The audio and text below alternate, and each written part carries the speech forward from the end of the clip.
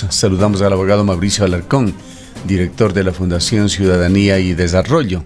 Mucho se ha comentado en Ecuador sobre los procesos de elección de autoridades de control centrados en la Corte Constitucional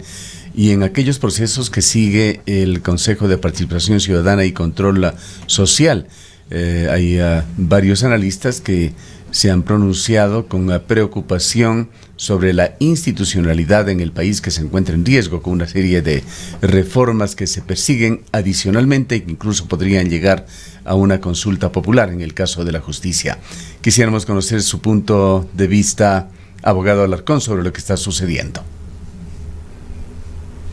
Rosana, buen día, un saludo a nuestra audiencia de Antena 1.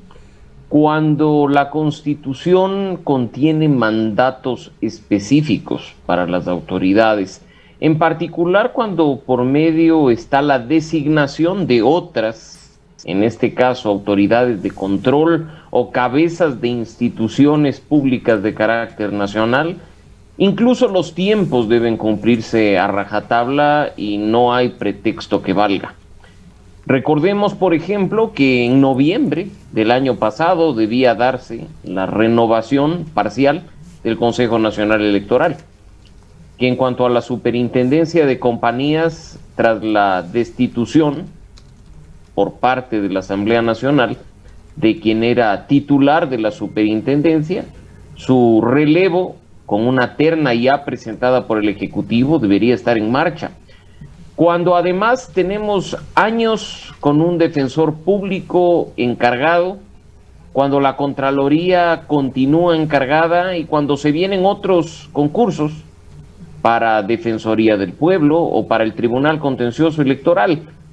enfrentamos un serio problema cuando se incumplen estos mandatos constitucionales y cuando se tiene una inestabilidad en las instituciones del país. Eso abona al terreno propicio en el que crece la corrupción.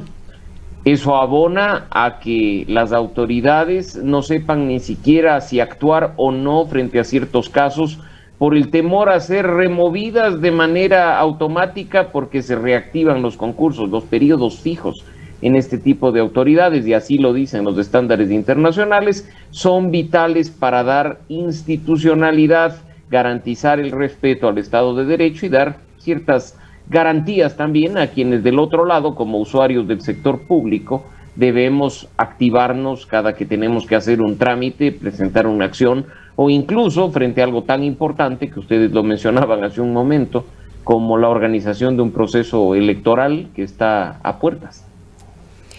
Abogado Alarcón, muy buenos días. Definitivamente esta lectura que hace usted coloca a los ciudadanos, a las ciudadanas frente a una incertidumbre, a una nueva desconfianza. Más bien la desconfianza se incrementa, la desconfianza que ya existe en las instituciones. El país vive sin duda alguna un proceso de desinstitucionalización grave y lo que está aconteciendo al interior del Consejo de Participación Ciudadana definitivamente pone en riesgo todos estos procesos. Intereses aparentes al interior de este Consejo, intereses políticos, están retrasando la designación de autoridades, pero sobre todo la preocupación que tenemos como ecuatorianas y ecuatorianas de si esto definitivamente nos va a llevar a tener a las mejores personas, a los mejores funcionarios al frente de estas instituciones, Contraloría, Defensor del Pueblo y otras que usted también ya ha mencionado.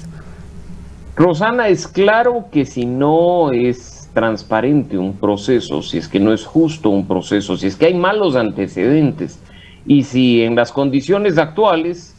estamos viendo un juego político al interior del Consejo de Participación Ciudadana y Control Social,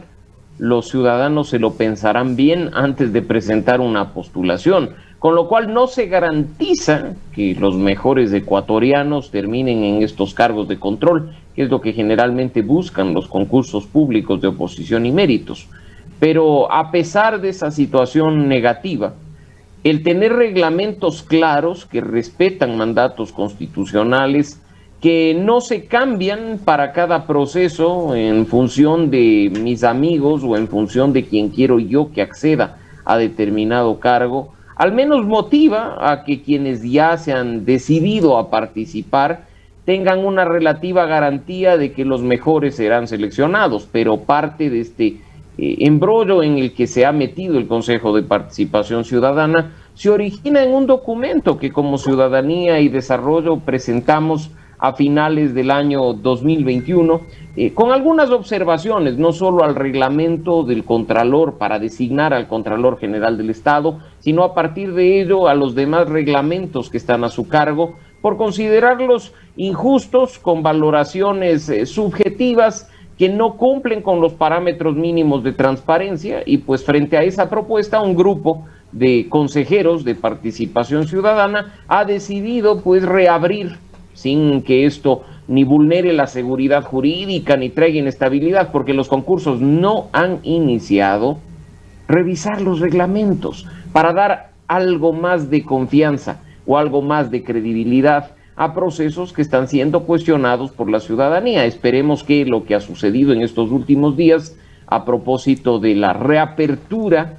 incluso la instalación de una sesión permanente, traiga en consecuencia solo beneficios a favor de la transparencia, de la integridad y de resultados justos en estos concursos para designar autoridades. ¿Cómo ve usted el otro proceso paralelo que se sigue para la renovación parcial de la Corte Constitucional? Cuando inició esta renovación,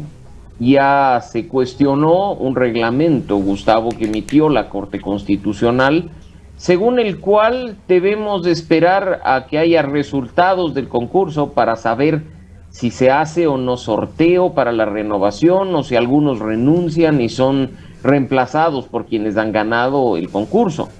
Ese reglamento que fue cuestionado no fue revisado tampoco por la Corte Constitucional y está vigente hasta este momento. Con esas reglas se convocó a una comisión calificadora como manda la Constitución, y pues el proceso, como ustedes conocen bien, no se ha visto exento de algunos hechos, partiendo de la devolución de ternas a las funciones del Estado, pues a criterio de los comisionados no cumplían con los requisitos sus integrantes. Después la renuncia de uno de los miembros de la comisión y la seguidilla de renuncias de miembros de las ternas, que prácticamente hacen que en este momento sea más fácil y más económico lanzar una moneda al aire para saber quiénes entran a la Corte Constitucional. Pues si tenemos apenas 5 postulantes, creo que esto ya tiene poco de concurso, ¿no? Y además, cuestiones que a quienes estamos haciendo veeduría nos sorprenden un poco, como que hace 2 noches, a través de algunos periodistas, se conoció por anticipado una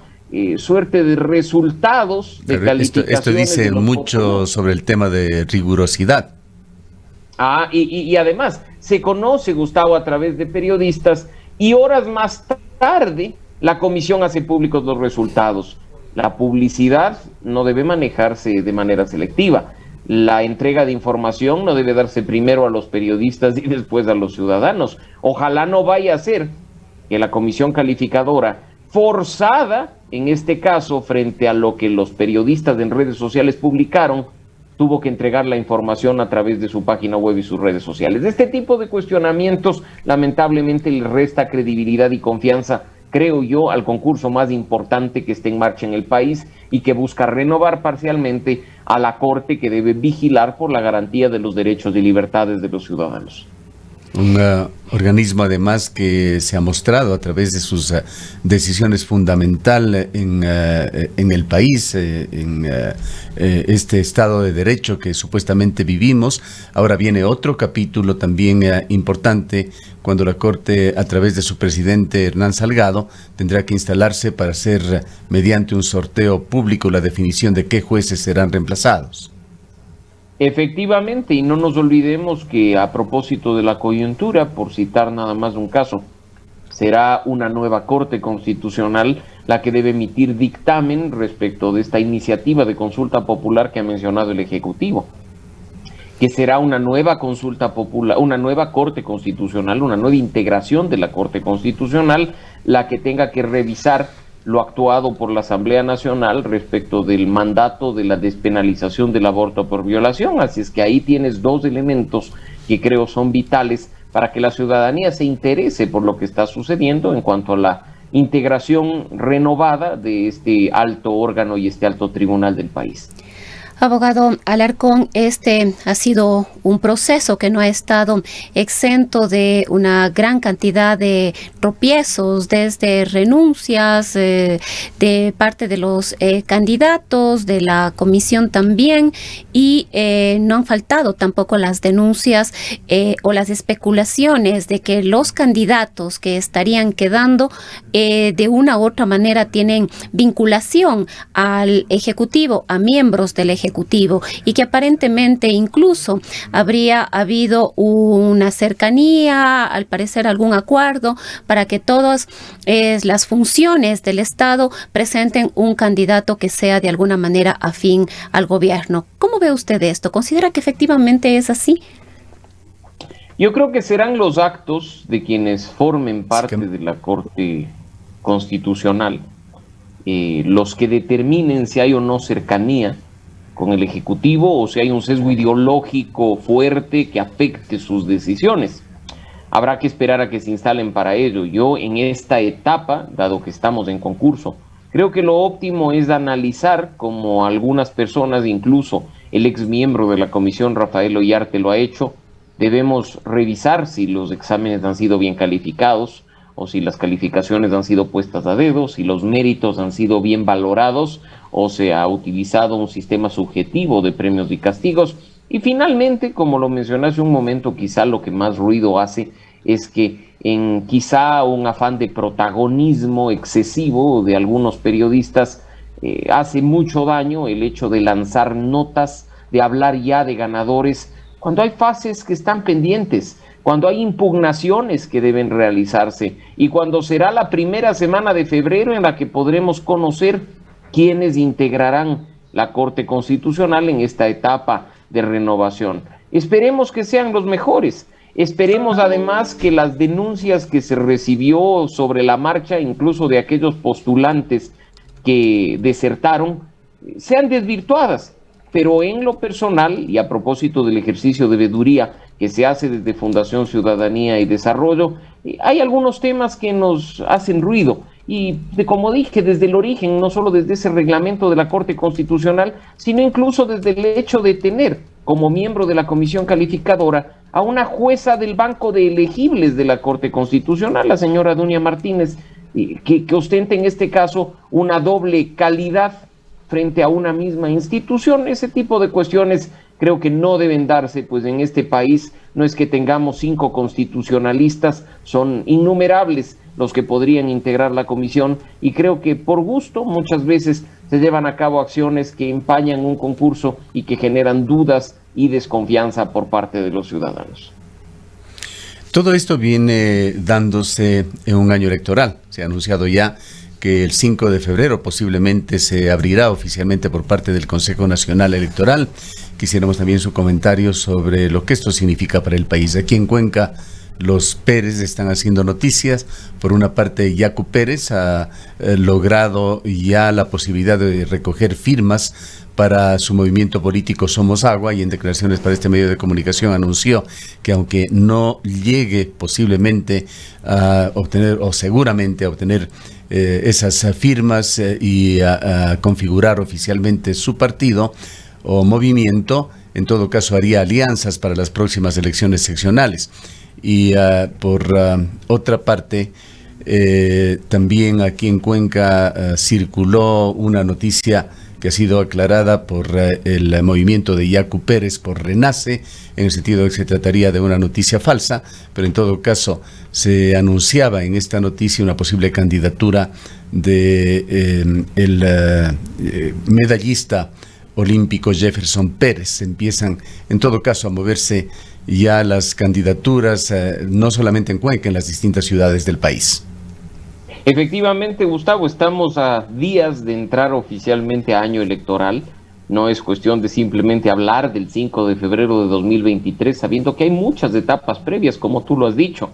Ya empezarán a sondearse cuadros, ya empezarán a formalizarse las organizaciones políticas, aquellas que aún no tienen personería, saldrán con locura a buscar las firmas de los nuevos adherentes o de los nuevos afiliados. Y en definitiva, hay que prestar atención a lo que puede suceder. Por un lado, por el hecho de que hay muchas organizaciones políticas que quedaron en evidencia, tanto en las seccionales del 19 como en las presidenciales del 21, en que son de garaje, que se venden y se rentan al mejor postor. Organizaciones que simplemente están ahí para ser vehículos electorales, para obtener esa franja publicitaria a través del Fondo de Promoción Electoral u obtener recursos a través del Fondo Partidario Permanente en el caso que sea aplicable. Ahí hay recursos que los ecuatorianos debemos vigilar de manera muy cercana. Por otro lado, la incertidumbre que nos ha traído quizá tener entre nuestras prioridades la economía, el desempleo, el COVID o incluso, como ya lo han dicho los estudios de opinión, la corrupción, hace que no se vea con tanta fuerza como en ocasiones anteriores el surgimiento de precandidatos, el surgimiento de esas figuras que uno ya ve prácticamente en carrera, que uno ya da por descontado que estarán ahí.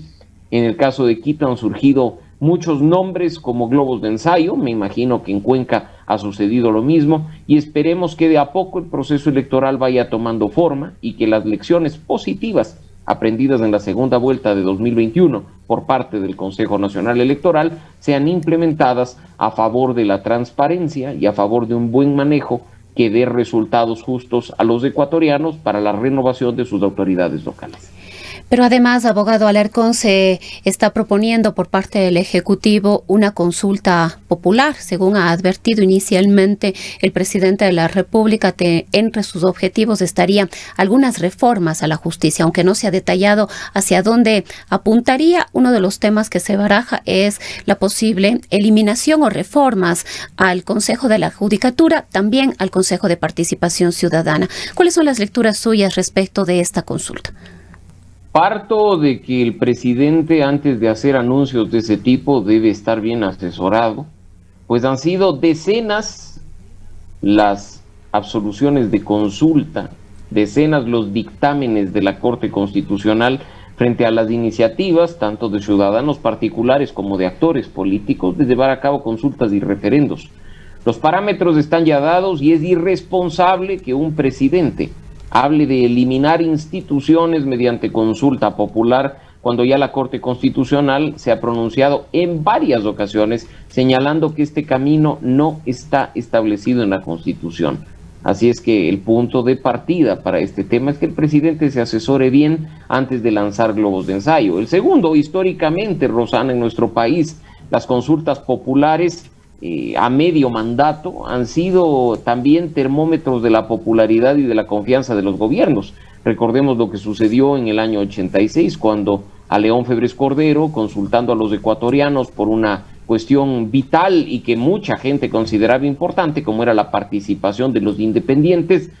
simplemente el resultado fue un no, no porque la pregunta sea buena o mala, sino que sus opositores llevaron a cabo una campaña contra el presidente. Podría suceder lo mismo en este caso. Y finalmente, si bien podríamos destacar la importancia de ahorrar recursos que se gastan en una consulta y que son decenas de millones de dólares, es inoportuno el hecho de llevar a cabo esto a la par de las elecciones seccionales. No vaya a ser que se cometa lo mismo que hace pocos años se criticaba, de juntar las elecciones con la consulta popular para tener el pretexto perfecto de un presidente en campaña aupando las candidaturas locales de su organización política.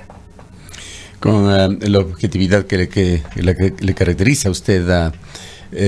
coméntenos su criterio sobre cómo está marchando el gobierno de Guillermo Lasso. Nosotros nos movemos con el pluralismo que intentamos manejar las cosas entre los extremos. El día de ayer escuchábamos a Virgilio Hernández, un hombre del correísmo, quien calificaba a el presidente Lasso como lo peor que le ha podido suceder al país, mientras hace algunas semanas Augusto de la Torre, un destacado economista, ponía al presidente Lasso en la cúspide, decía que es uno de los mejores, si no el mejor presidente en Latinoamérica. Bueno, interesantes los dos puntos de vista, Gustavo, y agradezco tu mención a la objetividad con la que procuramos tanto personalmente como en la organización, trabajar estos temas. ¿Hay cuestiones positivas que destacar del gobierno? Por supuesto que sí. Ya a pesar de que ha pasado el tiempo, la vacunación es la principal. la apertura a los temas de comercio exterior, el trabajar por nuevos acuerdos comerciales, por la inserción de Ecuador a la Alianza del Pacífico es positiva. Una mejora en el ambiente de respeto y de garantía a los derechos y libertades fundamentales de los ciudadanos es evidente y eso se destaca como positivo. Pero del otro lado, también hay que hacer un balance en el sentido de las ofertas de campaña que han sido distorsionadas ya en el mandato. El tema tributario, por citar un ejemplo, ahora los ecuatorianos tenemos enfrente un impuesto al ingreso, no un impuesto a la renta. Muchos ya a fin de mes, aquellos que están en relación de dependencia, verán cómo nos meten la mano al bolsillo y nos roban nuestros recursos o pretexto de los impuestos nuevos, a pesar de que se dijo que ni habría nuevos impuestos ni los que se proponía afectarían mayormente a los ciudadanos. También cuestiones problemáticas como que el país 8 meses después no cuente con un plan integral de seguridad y que se siga viendo qué funciona sin una planificación, sin ni siquiera un cronograma de actividades, o que se crea que la inseguridad en Guayaquil, como lo ha dicho el gobernador Arosemena, se va a solucionar poniendo focos LED en los postes. Ese tipo de cuestiones empañan cualquier cuestión que pueda ser vista como positiva o exitosa por parte del gobierno. Y por supuesto, nada más creo que más allá de evaluar al presidente y evaluar al gobierno de manera general, ojalá tengamos un nuevo espacio para hacer alguna evaluación, incluso con distintas posiciones de lo que ha sido el gabinete del gobierno de Guillermo Lasso durante estos 8 primeros meses. Pues hay algunos ministros que, como ustedes saben bien, ni siquiera han asomado las narices frente a situaciones de las carteras de Estado que manejan que han resultado problemáticas. Bien, queremos agradecerle por sus comentarios, su análisis al abogado Mauricio Alarcón. Él es director de la Fundación Ciudadanía y Desarrollo. Son las 8 de la mañana.